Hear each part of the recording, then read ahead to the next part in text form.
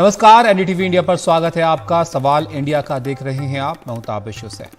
सांसद रमेश बिदूड़ी के जो संसद में उन्होंने अपनी बात रखी, उस दौरान जिस तरह की भाषा का इस्तेमाल उन्होंने किया, वो अब एक बड़ा मुद्दा बना हुआ है। सांसद रमेश बिदूड़ी की लोकसभा में बेहद आपत्तिजनक टिप्पणी को लेकर विपक्षी दलों ने बीजेपी को घेर लिया है और टिप्पणी पर सियासी बवाल के बाद बीजेपी ने भी दक्षिण दिल्ली से सांसद रमेश बिदूड़ी को कारण बताओ नोटिस जारी कर दिया है।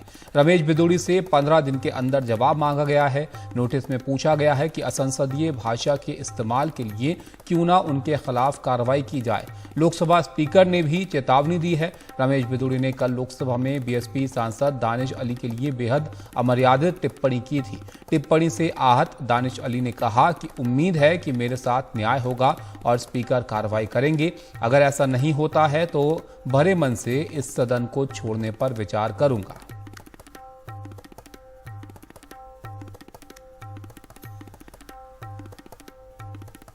मैंने नोटिस दिया है क्योंकि सब चीज रिकॉर्ड पे है और ये पहली बार हुआ है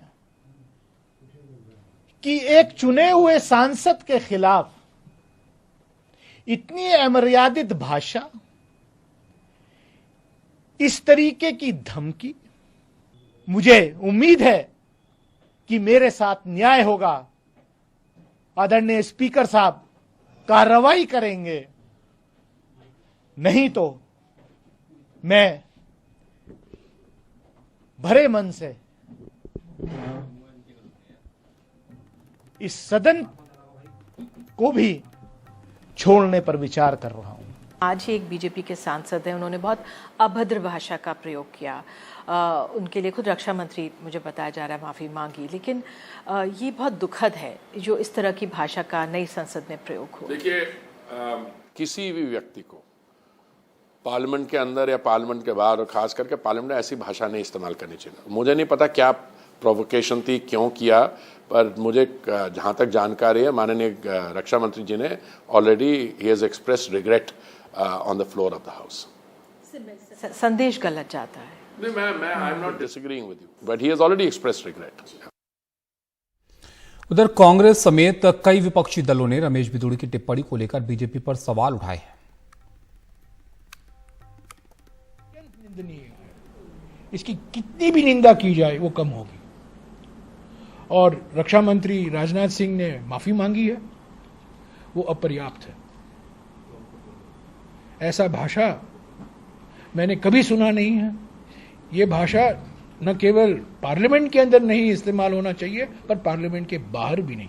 नए पार्लियामेंट में जो प्रधानमंत्री कहते हैं कि नए पार्लियामेंट की शुरुआत नारी शक्ति वंदे अधिनियम से हुआ है, नई पार्लियामेंट की शुरुआत बिदूरी से हुआ है, इनके शब्दों से हुआ है, और ये बीजेपी की मंशा को दर्शाता है।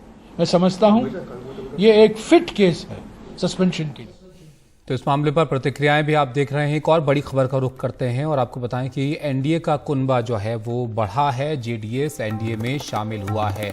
एचडी कुमारस्वामी की गृह मंत्री अमित शाह से मुलाकात हुई और कर्नाटक में बीजेपी जेडीएस का गठबंधन होगा और अब इसी के साथ जेडीएस जो है वो एनडीए का हिस्सा होगा और एनडीए का कुनबा इसके साथ अब और जो है यहाँ पर बढ़ जाएगा।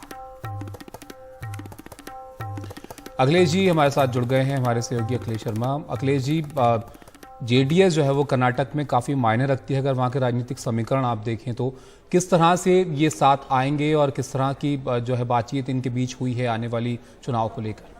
देखिए, निश्चित तौर पर कर्नाटक के लिए ये बड़ी खबर है क्योंकि बीजेपी जनता दल सेक्युलर के साथ आने की बात लंबे समय से चल रही थी। और आपको बता दें कि आज भी पूर्व प्रधानमंत्री एच डी देवेगौड़ा से पूछा गया था तो उन्होंने कहा था कि एच डी कुमारस्वामी इस पूरे मामले को देख रहे हैं। अब से कुछ ही देर पहले एच डी कुमारस्वामी की गृह मंत्री अमित शाह से मुलाकात हुई है। सूत्रों ने हमें बताया है कि ये गठबंधन का फैसला हो गया है। बीजेपी जनता दल सेक्युलर का गठबंधन कर्नाटक में होगा। इसी के साथ जेडीएस जो है वो एनडीए का हिस्सा भी बन गया है। तो यानी एनडीए का जो कुनबा है वो और बढ़ गया है। अब उसमें जो है वो एक पार्टी और जुड़ गई है। इसी के साथ जो सीटों की संख्या है, उन्होंने कहा कि इस बारे में भी जल्दी ही ऐलान कर दिया जाएगा। लेकिन ये बड़ी खबर इस लिहाज से है कि कर्नाटक में पिछली बार बीजेपी को 28 में से 24 सीट मिली थी। एक सीट पर जो निर्दलीय जीती थी उन्होंने भी बीजेपी का साथ दिया था। वही जेडीएस को केवल एक ही सीट पर जीत हासिल हुई थी। विधानसभा चुनाव में भी जेडीएस को झटका लगा था। इस लिहाज से जेडीएस के लिए अपने अस्तित्व को बचाने का प्रश्न था। लेकिन वही बीजेपी को यह लगता था कि जो मैसूर का इलाका है, ओल्ड मैसूर का इलाका है, वहां पर जेडीएस का दबदबा अब भी कायम है। और अगर बीजेपी को अपना पिछला प्रदर्शन दोहराना है लोकसभा चुनाव में तो उसको जेडीएस के साथ तालमेल करना होगा। सूत्रों की ओर से इशारा इसी बात का मिला है कि 4 सीट जो है लोकसभा की वो जेडीएस को दी जा सकती है और बीजेपी बाकी की 24 सीटों पर चुनाव लड़े। और इसीलिए ये गठबंधन इस लिहाज से महत्वपूर्ण माना जा रहा है कि जो जेडीएस के वोट हैं वो आसानी से बीजेपी के लिए ट्रांसफर हो सकते हैं और ये गठबंधन मिलकर के वहां पर कांग्रेस को कड़ी टक्कर दे सकता है, जिसने भी हाल ही में एक बड़ी जीत कर्नाटक के विधानसभा चुनाव में हासिल की थी। लेकिन न केवल कर्नाटक बल्कि राष्ट्रीय स्तर पर भी ये एक बड़ा संदेश है कि किस तरह से चुनाव सिर पर है। लेकिन जो एनडीए का कुनबा लगातार बढ़ रहा है। गृह मंत्री अमित शाह से एचडी कुमारस्वामी की मीटिंग हुई है और मीटिंग के बाद ये घोषणा जो है औपचारिक रूप से कर दी जाएगी। लेकिन सूत्रों ने हमें बताया कि ये जो गठबंधन है ये तय हो गया है और इसकी औपचारिक घोषणा अब से कुछ देर में किसी भी वक्त हो सकती है। अखिलेश जी, जेडीएस जो है वो ऐसी पार्टी रही है कि वो कांग्रेस के साथ भी रही है, लेकिन यहाँ पर एनडीए के साथ आना क्या इसको बड़ा झटका माना जाए कांग्रेस के लिए? दूसरा जो गठबंधन सामने बन रहा है, वैसे अगर इनकी परफॉर्मेंस आप देखिए तो कुछ तो खास नहीं रही है पिछले चुनावों में, लेकिन एक वोट बैंक है इनके पास जो एक बड़ा फर्क रख सकता है। निश्चित तौर पर ये एक ऐसा वोट है उनके पास जो कि चुनाव समीकरणों पर, चुनाव के परिणामों पर काफ़ी असर डाल सकता है। और यही कारण है कि ये जेडीएस जो है उसके साथ गठबंधन करने के लिए हर वो पार्टी जो विपक्ष में होती है वहाँ पर कर्नाटक में वो चाहती है कि गठबंधन हो जाए जेडीएस के साथ। इसीलिए कांग्रेस के साथ भी इनका गठबंधन हो चुका है। अब ये बीजेपी के साथ जा रहे हैं। लेकिन जैसा आपने भी कहा और हमने बताया भी कि वो चाहे पिछला लोकसभा चुनाव हो या पिछला विधानसभा चुनाव हो, जनता दल सेक्युलर का वोट लगातार कर्नाटक में घट रहा है। उनकी जो सीटें हैं वो भी लगातार घट रही हैं। तो ऐसे में ये माना जा रहा है कि ये जो गठबंधन होगा बीजेपी जेडीएस का, न केवल जेडीएस के लिए फायदेमंद है क्योंकि इससे उसे अपना अस्तित्व बचाने में मदद मिलेगी, बल्कि बीजेपी को भी इससे मदद मिलेगी। जैसा हमने कहा कि जो वोट से वो ट्रांसफर हो सकते हैं जेडीएस के बीजेपी के खाते में, और इस लिहाज से ये भी एक बीजेपी को भी फायदा पहुंचा सकती है। दोनों ही पार्टियों के लिए ये विन विन सिचुएशन है और एक तरह से ये भी बीजेपी को एक संदेश देने में मदद मिलेगी पूरे देश में कि जो मुस्लिम वोट है जो कि लगातार जेडीएस का साथ वहां पर देते आए हैं, वो भी एक ऐसी पार्टी बीजेपी के साथ आ रही है जिसको कि मुसलमानों के वोट मिलते रहे हैं। और एक तरह से ये भी संदेश यहाँ पर अखिलेश जी, क्योंकि अगर आप INDIA गठबंधन देखें उसमें बड़ी सारी पार्टियां शामिल हैं और बीजेपी एनडीए की अगर मौजूदा स्थिति देखें तो बीजेपी अपने आप में बहुत बड़ी पार्टी है उसमें, और जो बाकी सहयोगी हैं उसमें जेडीएस जुड़ने से एक बड़ा नाम जो है वो शामिल होगा उनके गठबंधन में निश्चित तौर पर। और जब कर्नाटक में बीजेपी की सरकार गई तो दक्षिण भारत की वो उसकी इकलौती सरकार थी और बीजेपी के जो रणनीतिकार है वो ये बात जानते हैं कि अगर 2024 में वो फिर से सत्ता में आना चाहते हैं तो इसके लिए उन्हें दक्षिण भारतीय राज्यों में अच्छा प्रदर्शन करना होगा। कर्नाटक की जो हार है उसका असर, बीजेपी का प्रतिकूल असर तेलंगाना में भी पड़ा, जहां पर कि तेलंगाना में बीजेपी उफान पर थी, उभार पर थी। लेकिन जब बीजेपी की हार कर्नाटक में हुई तो इससे कांग्रेस के हौसले तेलंगाना में बुलंद हुए हैं। और वहीं आंध्र प्रदेश में भी बीजेपी अभी यह तय नहीं कर पा रही कि वो टीडीपी के साथ जाए या फिर वाईएसआर कांग्रेस के साथ जाए। इसी तरह तमिलनाडु में हमने देखा कि वहां पर एआईएडीएमके के साथ गठबंधन है, लेकिन जो अन्नामलाई वहां के बीजेपी के प्रदेश अध्यक्ष हैं उनके बयानों के चलते एआईएडीएमके ने वो रिश्ता भी तोड़ने की बात कही है। तो इस लिहाज से ये बीजेपी के लिए दक्षिण भारत में एक अच्छी खबर है कि वहां पर उसे एक नया सहयोगी मिला है, खासतौर से उस राज्य में जहां पर कि उसकी सत्ता थी और हाल ही में उसे हार का सामना करना पड़ा है। शुक्रिया अखिलेश जी आपका सब जानकारी के लिए। तो बीजेपी के लिए, एनडीए के लिए अच्छी खबर यहां से आई है कि अब एनडीए का कुनबा यहां पर बड़ा हुआ है और जेडीएस एनडीए में यहां पर शामिल हुआ है। एचडी कुमारस्वामी की गृह मंत्री अमित शाह से इस सिलसिले में मुलाकात हुई और कर्नाटक में बीजेपी जेडीएस का गठबंधन जो है वो यहां पर होगा।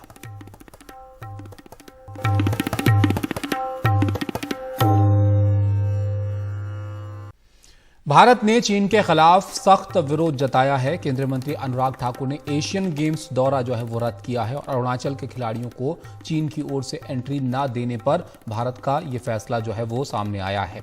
भारत ने चीन के कदम पर कड़ा ऐतराज जो है वो जताया है।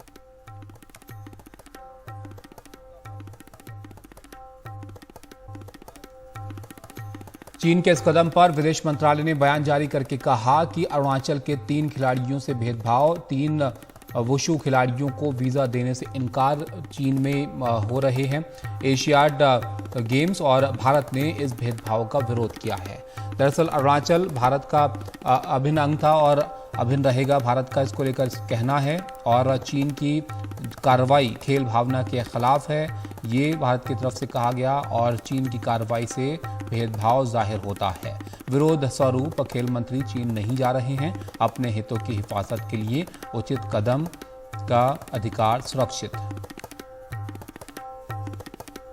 चाइना का जो कदम है उसको हम तो विरोध करते हैं, इंटरनेशनल ओलंपिक कमेटी को भी विरोध करना चाहिए और इंटरनेशनल ओलंपिक कमेटी चुपचाप नहीं बैठना चाहिए, क्योंकि इस तरह का जो हरकतें हैं चाइना के, इससे और भी भविष्य में भी खिलाड़ियों के साथ नुकसान हो सकता है।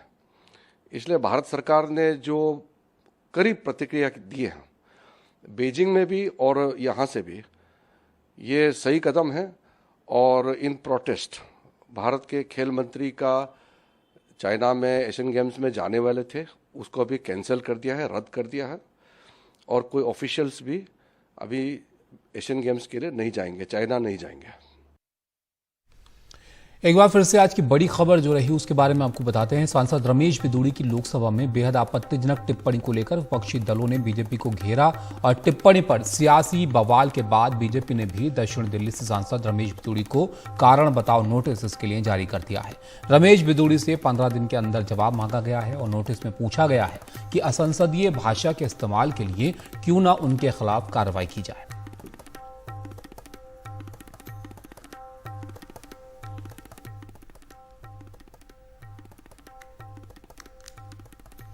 तो रमेश बिदूड़ी के बयान को लेकर लगातार जो है वो प्रतिक्रियाएं भी आ रही हैं और ये एक बड़ा मुद्दा जो है वो बनता जा रहा है। जो विपक्षी पार्टियां हैं वो कार्रवाई की मांग इनके खिलाफ कर रही हैं, जिस तरह से असंसदीय भाषा का इस्तेमाल इनकी तरफ से किया गया और यहाँ पर अब जवाब भी मांगा गया बीजेपी की तरफ से इनसे और पूछा गया है कि क्यों ना इनके खिलाफ जो है वो कार्रवाई की जाए। लोकसभा स्पीकर ने भी चेतावनी इनको दी है और रमेश बिदूड़ी ने आपको बताया कल लोकसभा में बीएसपी सांसद दानिश अली के लिए बेहद अमर्यादित टिप्पणी की थी। टिप्पणी से आहत दानिश अली ने कहा कि उम्मीद है कि मेरे साथ न्याय होगा और स्पीकर कार्रवाई करेंगे। अगर ऐसा नहीं होता है तो भरे मन से इस सदन को छोड़ने पर विचार करूंगा।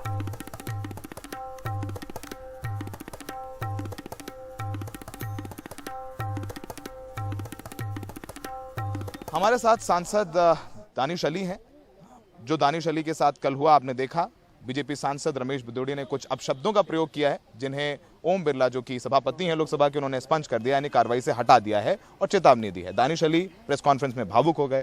दानिश अली, क्या मनस्थिति है इस समय, जहन में क्या चल रहा है? आपका एक लंबा राजनीतिक इतिहास है, छात्र नेता रहे, कर्नाटका में रहे, फिर लोकसभा से चुन के आए अमरोहा से और लोकसभा से चुन करके आए, मनोनीत होकर के नहीं आए हैं। इस समय क्या स्थिति है आपकी मानसिक स्थिति? रात में दिमाग की नस फटने को तैयार थी, रात भर सोया नहीं।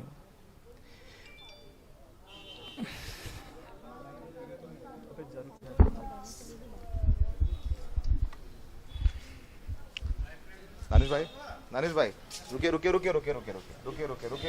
दानिश भाई सुनिए, ये भी सच्चाई दिखाने दीजिए कि एक लोकसभा सांसद जो है वो नहीं बोले, लोकसभा सांसद हैं जो बोलते बोलते भावुक हो गए। दानिश भाई ये सच्चाई नहीं देखने दीजिए आपके, ये मुझे पता है कि आप स्टंट के लिए नहीं कर रहे हैं, लेकिन ये भी सच्चाई है कि कितना तकलीफ होती है उस वक्त जब आपके साथ वो लफ्जों का प्रयोग होता है। दानिश भाई बोलिए बात, ये बात भी आनी चाहिए, अगर उनकी बात है तो आपकी बात भी आनी चाहिए। कितनी तकलीफ दानिश भाई?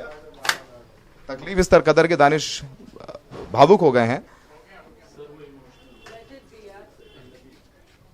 तो दानिश भाई बात करते करते हमसे भावुक हो गए थे।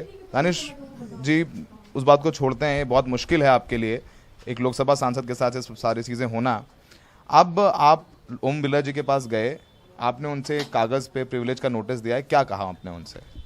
नहीं, उनसे मेरी मुलाकात ही नहीं हो पाई। मैं दिन भर इंतज़ार करता रहा, लेकिन वो अपने दफ्तर नहीं आए थे, तो मैं इंतज़ार करके मैं उनके दफ्तर में जो है अपना पत्र जो है रिसीव कराया। आपने अपनी प्रेस कॉन्फ्रेंस में बोला कि अगर कार्रवाई नहीं होती है तो आप भारी मन से सदस्यता छोड़ने पर भी विचार कर सकते हैं। इसके पीछे क्या आशय है आपका? इसके पीछे ये है कि जब मेरे राइट्स ही प्रोटेक्ट नहीं हो रहे वहाँ, कि जिस तरीके से मतलब वो कोई नया व्यक्ति नहीं, वो मेरे ख्याल से if I remember he is a third term MP, मिलने भी रहे पहले 3 टर्म का एमपी, आरएसएस का ट्रेंड, बीजेपी का वरिष्ठ सांसद, और उसके पीछे 2 और वरिष्ठ सांसद जो कैबिनेट में रहे हैं मोदी जी की, वो थपथपा रहे हैं। तो एक तो ये होता है कि शायद कोई आउटबर्स्ट इमोशनली हो गया हो, एक ऐसा कि वो सोचे समझ के जिस तरीके से किया गया है, वो मतलब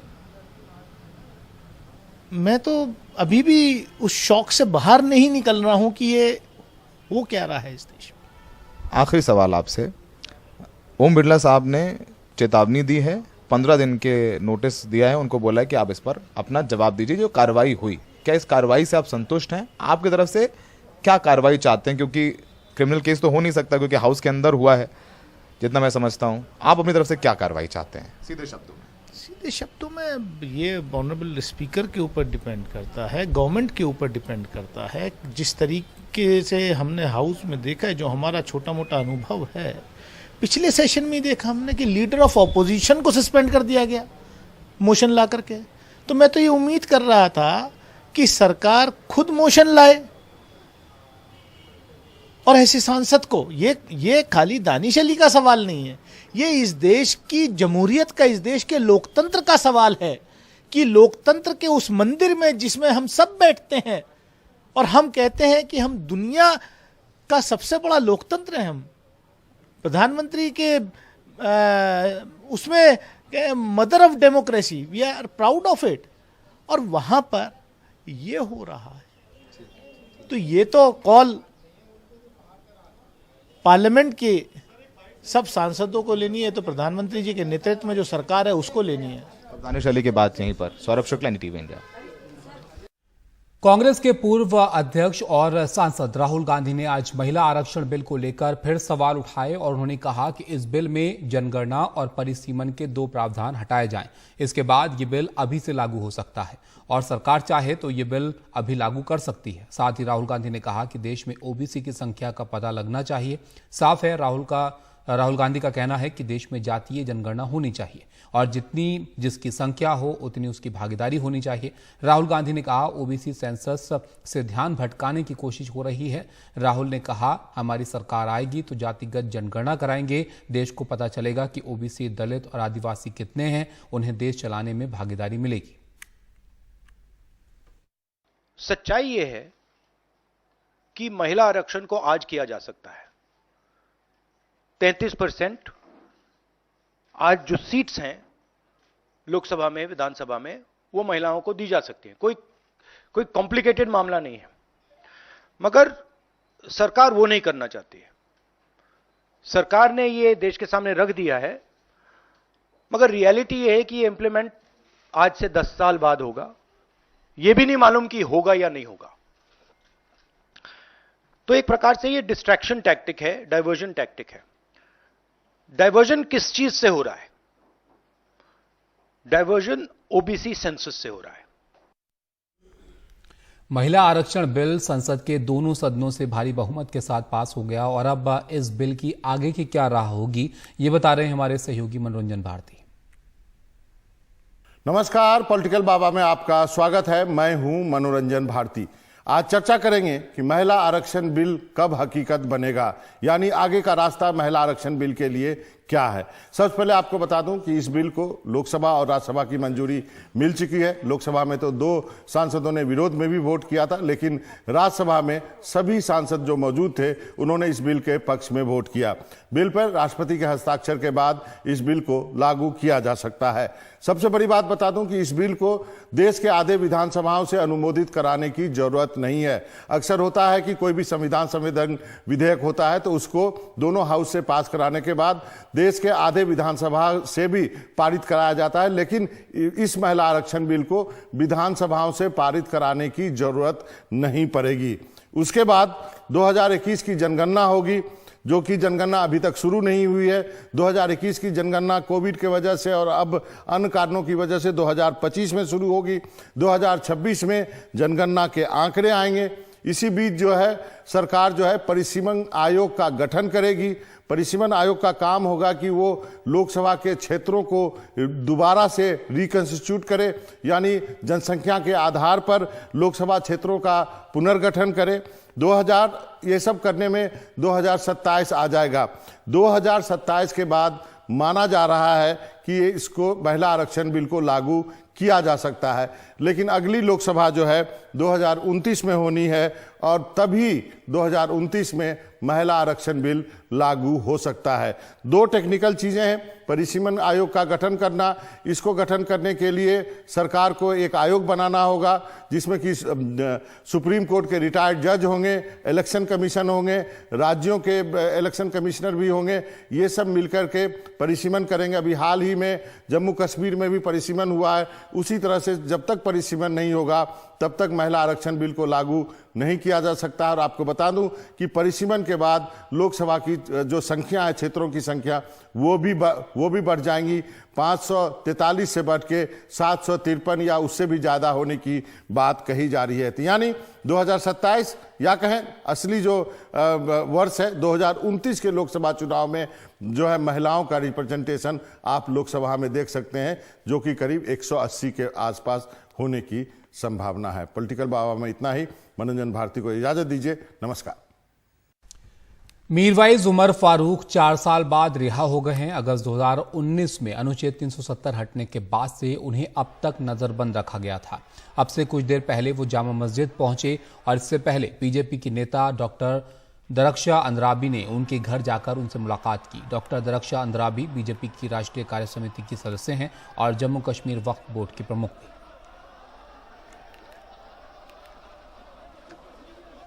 हुकूमत ने मीरवाइज साहब पे कोई एहसान नहीं किया।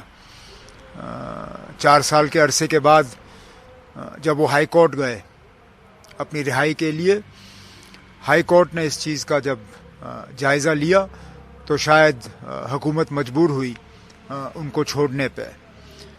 कई सारे ऐसे मुद्दे हैं जिनमें मुझे लगता है उनका एक बहुत बड़ा रोल बनता है। बिलखसूस जो पिछले दिनों से हम ड्रग्स की बात करते आए हैं, उसमें जो हमारे रिलीजियस लीडर्स हैं उनका एक बहुत अहम रोल बनता है। तो मीरवाइज साहब इसमें एक बहुत अहम रोल अदा कर सकते हैं।